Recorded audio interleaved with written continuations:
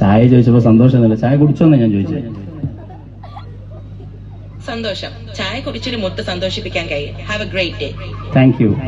അപ്പൊ ഞാൻ പറഞ്ഞു വരുന്നത്, ഇത് ചാറ്റ് ജിപിടിയുടെ കാലാണ്. എന്ത് ചോദിച്ചാലും ഈ ചങ്ങായി ആലോചിച്ചിട്ട് മറുപടി പറയും. ഈ കാലത്താണ് ഈ മക്കൾ ജീവിക്കണമെന്ന് എല്ലാ ഇമ്മാരും മനസ്സിലാക്കിക്കോളി. ഇത് വെറുതെ ബടായി പറയണ കാലം. ഇതൊക്കെ ഇവള് കേട്ടോണ്ടിരിക്കാം, ഉണ്ടാക്കുക, തൽക്കാലം ഓഫാക്കാം. അതാണ് കാലം. നിങ്ങൾ ആലോചിച്ച്, ഇവരുടെ കയ്യിൽ ടെക്നോളജിയാണ്.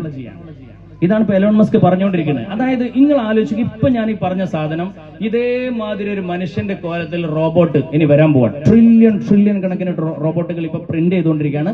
ഒപ്റ്റിമസ് എന്ന് പറയുന്ന എലോൺ മസ്കിന്റെ കമ്പനി റെഡി എല്ലാം പ്രിന്റ് ചെയ്തുകൊണ്ടിരിക്കുകയാണ്. ഇനി മനുഷ്യന്മാർ സെക്കൻഡ് സിറ്റിസൺ ആയിട്ട് മാറുമെന്നാണ് പറയുന്നത്. സുബ്ഹാനല്ലാഹ്, ഏതായിരിക്കും ആ കാലം? അധികമൊന്നും വൈകണ്ട.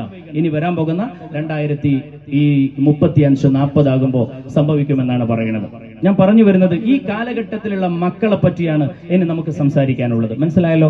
നമ്മൾ ആ പഴയ പത്മിനി കാർ ഓടിച്ചിട്ട് ഒരു കാര്യമില്ല. ഇവർ നിലനിൽക്കുന്നത് ഇന്നത്തെ ചാറ്റ് ജിപിടിയുടെയും അതുപോലെ തന്നെ എന്താ പറയാ ജനറേറ്റീവ് എഐയുടെയും അതുപോലെ ഹ്യൂമനോയിഡ് റോബോട്ടുകളുടെയും ഒക്കെ അതിസങ്കീർണമായ ലോകത്ത് ഇങ്ങനെ അടിച്ചു പൊളിക്കുമ്പോൾ നമ്മൾ ഇങ്ങനെ വാ പൊളിച്ചിരുന്നിട്ടൊരു കാര്യമില്ല. ഇവർ ഏത് രീതിയിലേക്കാണ് നമുക്ക് അവരുടെ ട്രെയിനിങ്, അവർക്കുള്ള തർബിയത്ത്, അതാണ് ഇന്നത്തെ നമ്മുടെ വിഷയം. അള്ളാഹു നമുക്ക് തൗഫീഖ് തരട്ടെ. അല്ലാഹുമ്മ ആമീൻ യാ റബ്ബൽ ആലമീൻ. പരിശുദ്ധ ഖുർആനിൽ ഞാൻ നേരത്തെ ഇവിടെ ഓതി വെച്ച ആയത്തുണ്ടല്ലോ,